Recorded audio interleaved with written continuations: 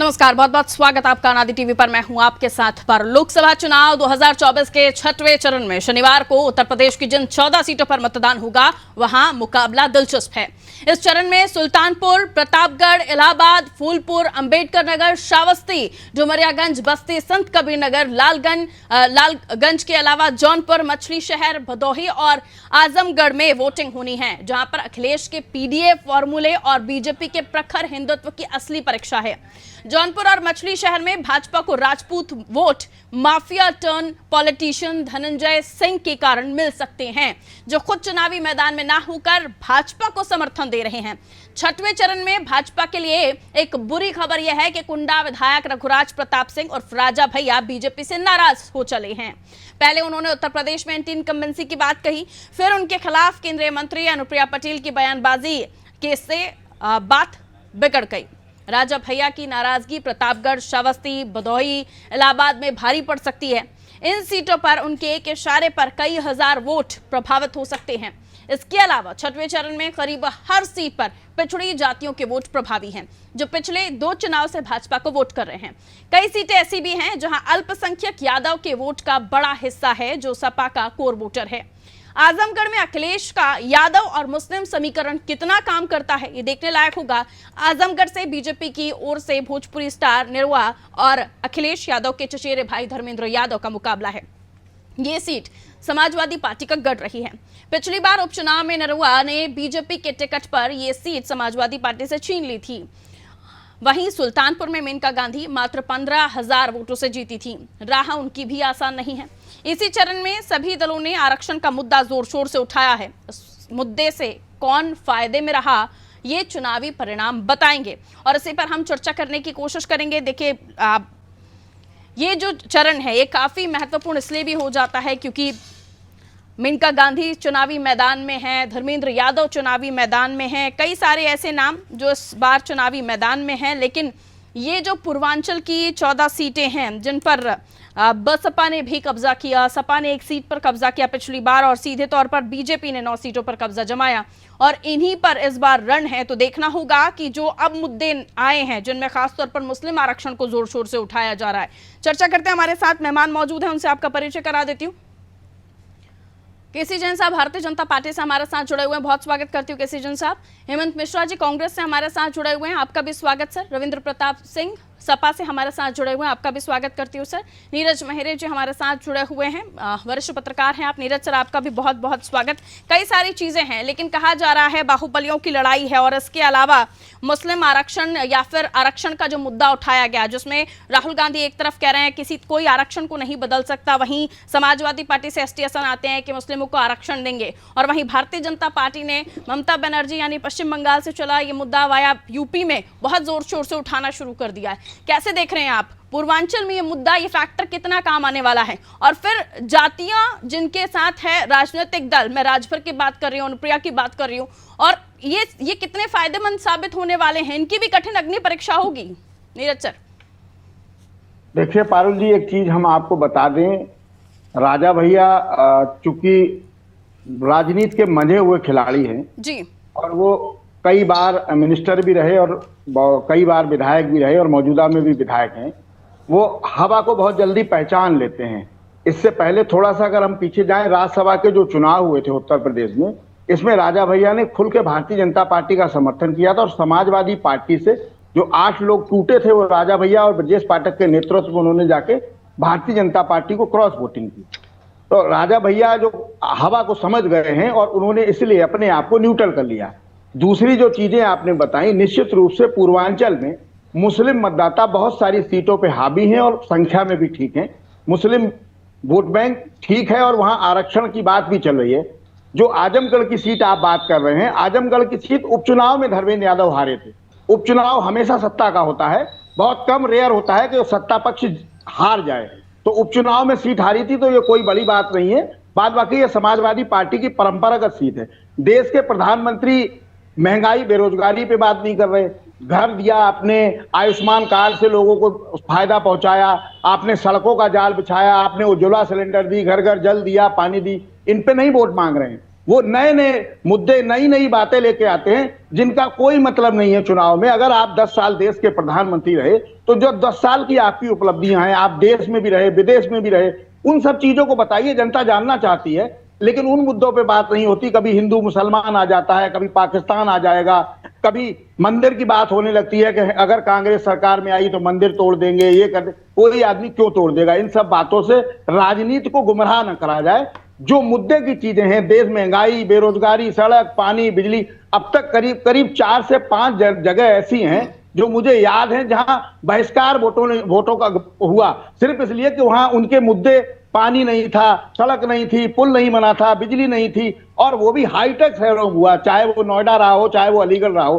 तो इन सब चीजों पे भाजपा को बोलना चाहिए, वो नहीं बोल रहे हैं और नई नई बातें करते हैं जिनसे कोई मतलब नहीं। अब एक 2 दिन पहले, 4 दिन पहले ही नया मुद्दा उन्होंने दे दिया कि भारतीय जनता पार्टी के राष्ट्रीय, एक सोची समझी रणनीति के तहत भारतीय जनता पार्टी के राष्ट्रीय अध्यक्ष ने बयान दिया कि ये जो संघ की अब हमें आवश्यकता नहीं, हम खुद सक्षम हैं।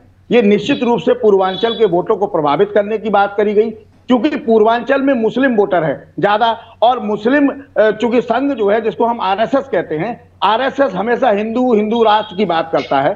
तो आरएसएस से उनने नाराजगी दिखाते हुए सिर्फ इसलिए दिखाई गई, एक सोची समझी रणनीति के तहत, कि जो मुस्लिम मतदाता है वो हमारी तरफ मुखातिब और हमारी तरफ मुड़ जाए। लेकिन इन सब चीजों का कोई, जनता चूंकि बहुत समझदार है पारुल जी, और सब कुछ देखती है और देख के ही वोटिंग कर रही है, जिसका कारण ये है कि वोट परसेंटेज पे लोग चर्चा कर रहे हैं। एक सेकंड पारुल जी बोल लूंगा, वोट परसेंटेज की जो लोग बात कर रहे हैं कि कम वोटिंग हो रही है, कतई कम वोटिंग नहीं हो रही। आप पिछले इलेक्शन को देख लीजिए, इस इलेक्शन को देख लीजिए। कोरोना काल में 1 करोड़ लोग मर गए, इलेक्शन कमीशन के पास कोई डाटा नहीं, उनका नाम लिस्ट से नहीं हटाया गया। मैं हजारों लोगों की संख्या ऐसी बता सकता हूं जिनके 2-2, 3-3 वोट हैं।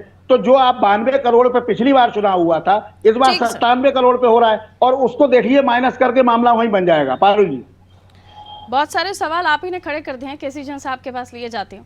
केसी जैन साहब, मुद्दों पर बात नहीं हो रही है, कई जगह बहिष्कार मूलभूत सुविधाओं को लेकर भी हो रहा है, लेकिन अब जो मुद्दे दौड़ चले हैं उसमें खुद अभी नीरज जी ने बताया, अगर राजा भैया उन लोगों में से हैं जो हवा को भांप लेते हैं, तो फिर उनका डायरेक्शन वो जिस ओर ले रहे हैं, मतलब सही होगा?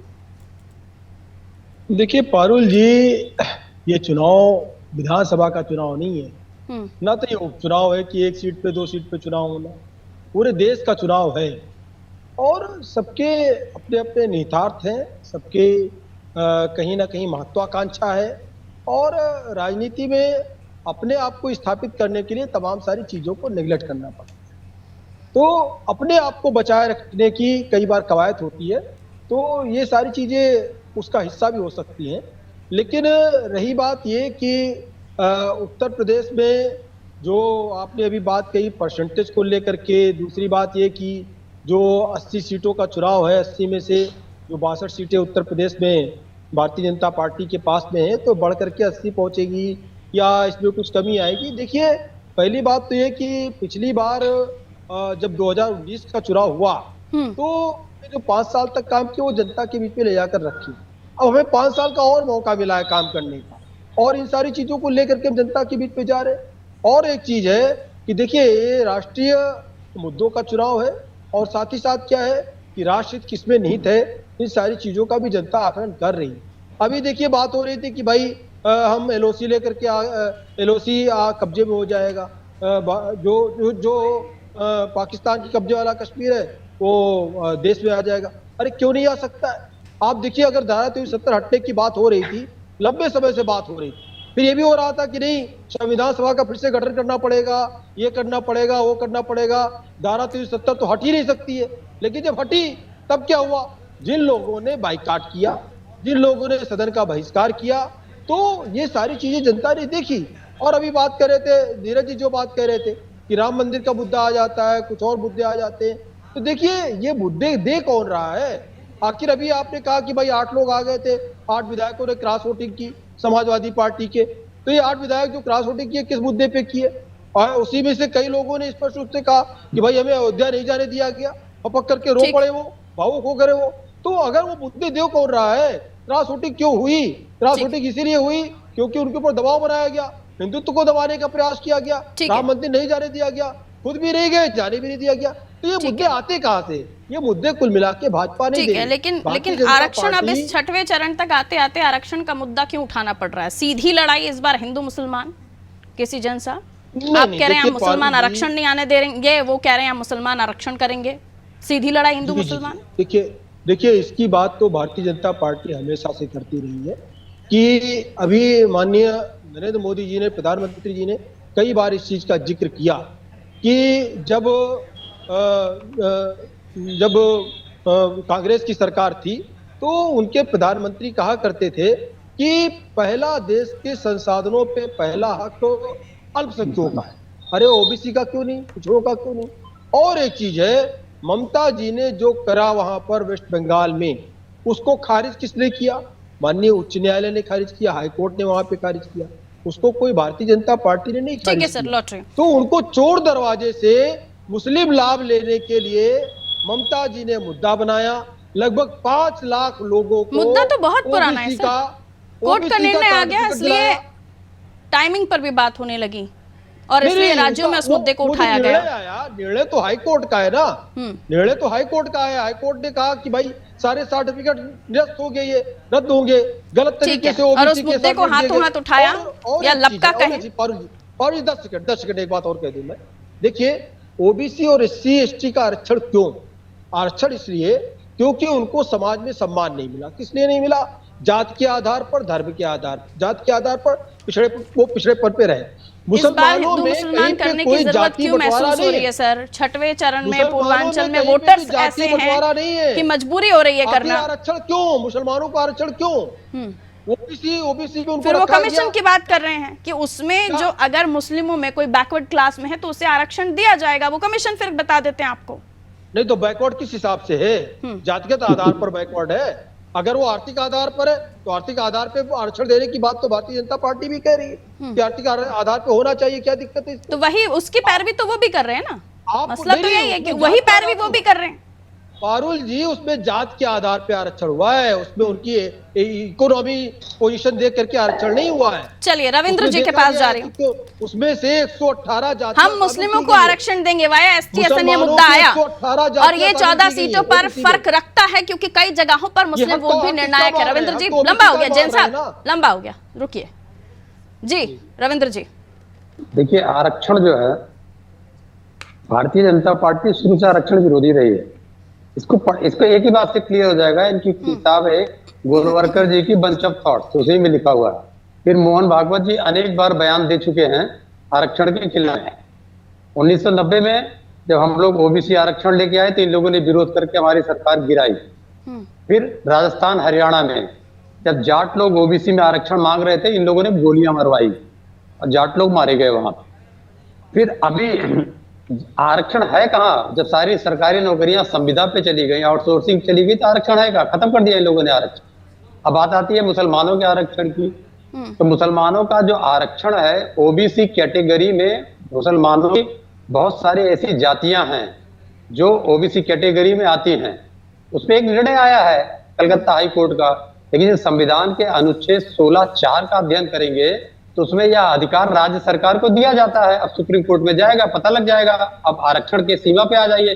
सुप्रीम कोर्ट का मानदंड 50%, नरेंद्र मोदी जी का मापदंड 60%, नीतीश कुमार का मापदंड 75%। तो जब ये मामला सुप्रीम कोर्ट में जाएगा तो ये भी मामला उठेगा कि आप तो 50% कह रहे थे, मोदी जी ने 60% दिया, नीतीश कुमार जी ने 75% दे दिया।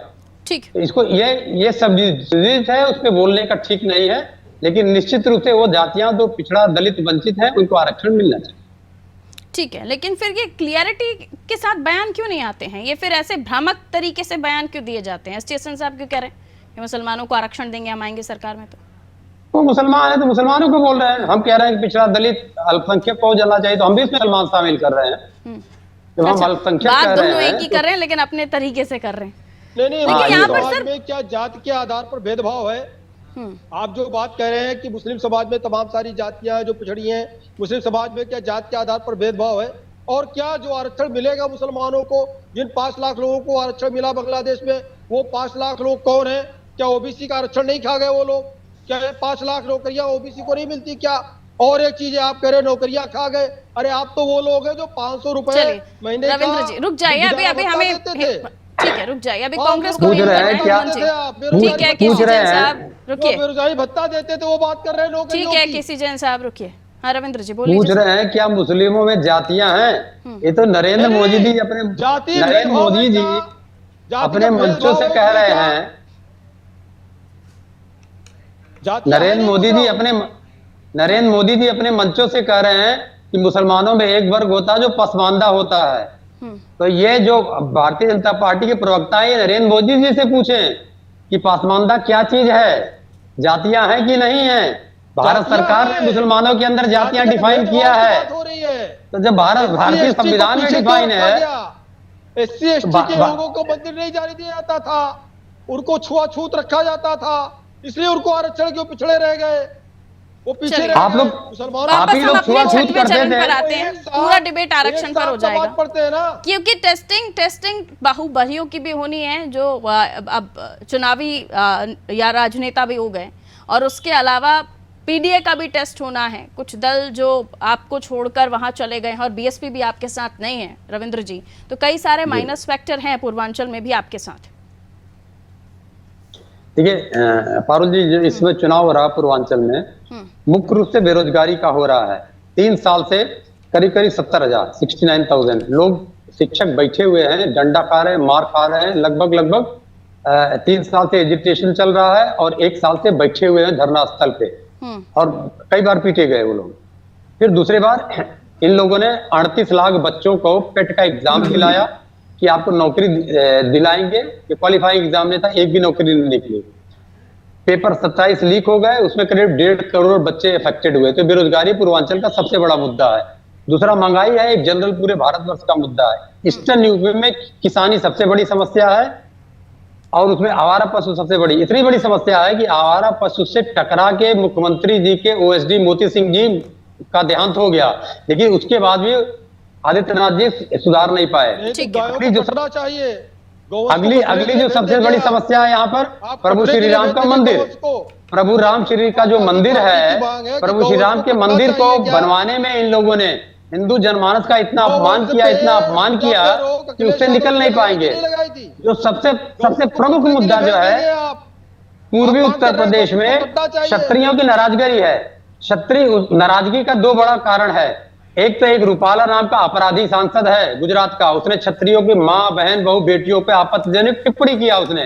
फिर इसी को जो इनके मंत्री जी हैं अपना दल की, उन्होंने सीधे क्षत्रियों पे अपमानजनक टिप्पणी कर दिया। तो पूरे क्षत्रियों के अंदर उबाल है। इन कर लूं, अब रुक जाइए सर, हेमंत जी को इन कर लूं। हेमंत जी, तमाम बातें हो रही हैं और तमाम चीज़ें भी हो रही हैं, लेकिन उसके इतर गठबंधन पर भी बात हो रही है। कहा जाता है इंडिया अलायंस साथ है, लेकिन उसके बाद कई जगहों पर साथ नहीं लड़ रहे हैं। केजरीवाल जी आते हैं, आप दिल्ली में साथ हैं, हरियाणा में एक दूसरे के खिलाफ हैं, ये तमाम फैक्टर्स हैं। और उसके बाद जब पूर्वांचल में आ जाते हैं, तो पूर्वांचल में लड़ाई इतनी ज़्यादा टफ हो जाती है कि आते आते 5वें 6वें चरण में मुद्दे एकदम स्वाइप होकर दूसरे बदल जाते हैं। देखिए पारुल जी, सबसे पहली बात तो मैं आपसे ये कह दूं कि जो हिंदुस्तान है, लोकसभा का चुनाव जो हिंदुस्तान में पूरे चल रहा है, जो मुद्दे पूरे हिंदुस्तान में प्रभावी हैं, वो इन 14 लोकसभा क्षेत्र जो उत्तर प्रदेश के हैं वहां भी प्रभावी हैं। सबसे पहली बात मैं कहना चाहूंगा कि पिछले 10 साल के अंदर आदरणीय मोदी जी ने कोई ऐसा उल्लेखनीय कार्य भारत की जनता के लाभ के लिए नहीं किया। जो वादे उन्होंने 10 साल पहले 2014 के चुनाव में किए, उसके बाद 2019 में भी जनता ने एक बार फिर विश्वास किया कि 2019, चलिए हो सकता है 2014 में रह गए हो, नहीं पूरे कर पाए, 2019 में हम उसको पूरा कर देंगे। 2019 में भी जनता को खाली हाथ मिला। आज 2024 आ गई, 2024 में आपके पास कहने के लिए कुछ नहीं बचा, इसलिए अब आप हिंदू मुसलमान पाकिस्तान के ऊपर आए। इतनी निम्न स्तर की डिबेट मैंने नहीं देखा कि एक भारत के एक यशस्वी प्रधानमंत्री जी इस तरीके के निम्न स्तर पर जाकर के अपने बयान दे रहे हैं कि कोई मंगलसूत्र छीन ले जाएगा, कोई आपकी जमीन छीन ले जाएगा, कोई भैंस छीन ले जाएगा। अरे साहब, आप अपने कार्यों को बताइए कि आपने 10 साल के अंदर भारत की जनता के साथ जो वादे किए थे उनको आपने पूरा क्यों नहीं किया? आपको करना चाहिए था, आप उस पर वोट मांगते, आपको वोट जनता देती। लेकिन अब 2024 में काट क्याटी बार बार नहीं चढ़ती। 2024 में भारतीय जनता पार्टी को भारत की जनता नकारने जा रही है। क्यों? उसकी वजह यही है कि 2 करोड़ रोजगार मिला नहीं, 700 किसानों की हत्या में शामिल रहे, उनके दिल्ली में आज भी वहां आंदोलन चल रहा है। आप पंजाब में जाकर निम्न स्तर का बयान और निम्न स्तर की राजनीति की आप बात कर रहे हैं। मैं वापस दिल्ली जा रही हूं स्वाति मालीवाल वाले मामले में, जहां आम आदमी पार्टी की ही नेता ये कहते हुए नजर आते हैं स्वाति मालीवाल के साथ कि स्वाति मालीवाल झूठ बोल रही हैं। तमाम तरह के आरोप उनके ऊपर लगाए जाते हैं। कल तक सखी थी, साथ में बैठते थे, लेकिन उसके ही बाद जब ये घटना घटी तो उनका साथ छोड़ दिया गया और फिर उसके बाद उन्हीं के साथ आप गठबंधन में होते हैं जिनके साथ आप कस्में खाते हैं। आम आदमी पार्टी कस्में खाती है कि हम कांग्रेस का साथ नहीं देंगे। महिलाओं के मुद्दे पर जब आप लोग बैकफुट चले जाते हैं, उन्हीं दल के साथ आप लोग खड़े होते हैं, वहां पर आप निम्न स्तर नहीं देखते राजनेताओं का, राजनीति का? देखिए पारुल जी, सिलेक्टिव पॉलिटिक्स नहीं होनी चाहिए। अगर मालीवाल जी के साथ में कुछ गलत हुआ है तो इन्वेस्टिगेशन चल रहा है, उसमें उनको जो भी दोषी होगा कि महिला के लिए अगर कोई महिला ये बोल दे बगैर ये जाने और सोचे, वो भी निम्न स्तरीय हो जाता है ना सर। मैं बात कर लूं अपनी। क्या मणिपुर में महिलाएं नहीं है? क्या उन्नाव की बेटी महिला नहीं थी? क्या हाथरस की बेटी महिला नहीं थी? क्या रवन्ना के द्वारा जो 2900 क्लिप्स बनाई गई, क्या वो महिला नहीं? आप सेलेक्टिव पॉलिटिक्स कर रहे हैं सर। क्या आपके नेता उन जगहों पर जाते हैं जहां पर घटनाएं होती हैं आपके स्टेट में, जहां गवर्नमेंट है, जिन स्टेट में आपकी गवर्नमेंट है वहां पर आप लोग जाते हैं? मैं कह रहा हूं घटनाओं कि को, महिलाओं को भी आपने राजनीति बना दिया है। पारुल जी, अपराध होता है। इसीलिए मैंने कहा, पूछा कि आप अपनी सरकार के जहां पर है आपके स्टेट में, वहां पर आप जाते हैं घटनाओं के बाद? इसकी हिमायत नहीं। राजनेताओं ने महिलाओं और उन इस तरह के मामलों को, दुष्कर्म और इस तरह की पीड़ा वाली घटनाओं को भी राजनीति से जोड़ दिया। वापस आ रही हूँ नीरज सर आपके पास, और मसला ये है पीडीए का भी टेस्ट होना है। अपनी बात कह लूं मैं 10 सेकंड में। संदेश खाली की बात कही। संदेश मैं अपने भाई को बताना चाहता हूँ, संदेश खाली में किस तरीके से महिलाओं को बरगला करके कि तुम्हें जमीन मिलेगी, ये बरगला दस्तखत कराए। अब दस्तखत कराने के बाद आप उनसे जाकर के कंप्लेंट करा रहे हो। आप एक्सपोज हो गए पूरी तरीके से, आप एक्सपोज हो गए पूरी तरीके से। और रही बात गठबंधन की, तो अभी तक आपने गठबंधन कर्नाटका में नहीं तोड़ा। आपने रवन्ना को गिरफ्तारी करने की प्रक्रिया में कोई सहयोग नहीं किया। आपको अपने गिरबान में झांकना चाहिए। ठीक है, वापस आइए। मत करिए। की डिबेट से बच्चे, समय कम है, एक छोटी छोटी टिप्पणी ले लेते हैं। नीरज सर, पीडीए का भी टेस्ट होने वाला है यहाँ पर, और अब राजभर नहीं है अखिलेश जी के साथ। बीएसपी का किसी समय पर ये गढ़ होता था, बीएसपी यहाँ पर थोड़ी वीक दिखाई दे रही है। और यहाँ जैसे कि हमने अभी के इलेक्शंस की सीटें देखी, उसके बनस्पत पूर्वांचल में बीजेपी के लिए टफ फाइट हो सकती है। आपका विश्लेषण?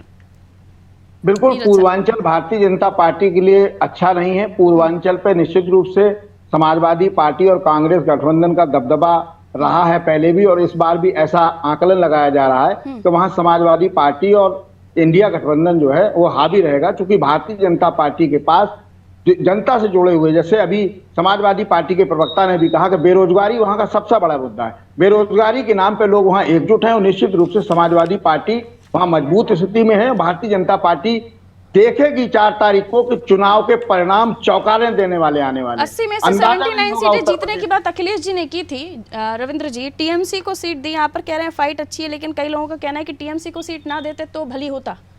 ये एक सीट यही तो नहीं हार रहे थे? हमारे वहाँ ऑफिस में एक सलाह प्रकोष्ठ है, जो चिट्ठियां आती हैं हम उसको रखते हैं, तो कम से कम 25,000 सलाहें रोज आती है। और उसका कर क्या सकते हैं हम लोग उन 25,000 सलाहों को? लेकिन ये ऐप खोला जाता, पढ़ा जाता, फाइलिंग की जाती है, उसपे भी बैठक होती है, उस हिसाब से हम लोग निर्णय लेते हैं। उस निर्णय के बाद ये सारे निर्णय आते हैं। तो जो भी निर्णय आया हुआ है हमारे सलाहकार समिति के बाद जाने के बाद में केंद्रीय कार्य समिति ने लिया हुआ है, उसके साथ में है। और निश्चित रूप से हमारे राष्ट्रीय अध्यक्ष जी ने एक सीट छोड़ दिया था क्योटो वाला, वो भी हम जीत रहे हैं। क्योटो भी जीत रहे हैं, ये मजबूती के साथ दावा कर रहे हैं केसीजन साहब। देखिए, सही बात तो ये है कि पिछली बार बीएसपी के साथ गठबंधन था, साथ ही साथ आरएलडी भी इनके साथ थी। उसके बाद में भी बीएसपी को 10 सीटें मिली, 0 से बीएसपी 10 पर पहुंच गई। समाजवादी पार्टी 5 की 5 पे से मिली, लेकिन उन 5 में से भी परिवार की सीटें हार गई। वो चाहे डिम्पल जी हो, चाहे अक्षय जी हो, चाहे धर्मेंद्र जी। और अभी उपचुनाव तो आपने देखा। तो कुल मिलाकर के समाजवादी पार्टी और इंडी गठबंधन के लिए 1 से 2 सीटें निकाल पाना ही बहुत मुश्किल है। आप देखिए कांग्रेस की समय कम है, पिछली हेमंत बार जी अपनी बात रखिए। और राहुल गांधी जी वो सीट छोड़ करके अपनी अमेठी इंडिया गठबंधन रायबरेली आ अपने गए। मुद्दों पे जो जनता के हितकारी हैं, जनता के मुद्दों पे चुनाव लड़ रहा है और पूरी तरीके से जनता इंडिया गठबंधन के साथ है। और हम लोग हिंदुस्तान के अंदर एक अच्छी और जन उपयोगी सरकार देने जा रहा है। 300 प्लस सीटें हमारी आने वाले समय में पूरे देखना भारत ये होगा कि दावों में कितना दम, नंबर की बातें कितनी सच, कितनी अफवाह। बहुत बहुत शुक्रिया आप सभी का हमारे साथ जुड़ने के लिए। उत्तर प्रदेश की हम बात कर रहे थे, 14 सीटें, छठवां चरण, और कल होंगे मतदान। और जाहिर सी बात है जनता घरों से निकलेगी, लेकिन किस्मत में क्या लिखेगी किसी को नहीं पता। लेकिन जो मुद्दे हैं वो मुद्दे कितना घर कर गए हैं जनता के जहन में, और किन मुद्दों को लेकर जनता जाएगी। क्या मूलभूत सुविधाएं, क्या उनकी परेशानियां, या फिर जो मंचों से बताए जा रहे मुद्दे हैं वो जनता अपने जहन में रखकर वोट करेगी। जनता का निर्णय है, आप हैं भाग्य विधाता, किसके भाग्य में क्या लिखेंगे आप ही जाने, लेकिन वोट करने जरूर जाइएगा। दीजिए इजाजत, नमस्कार।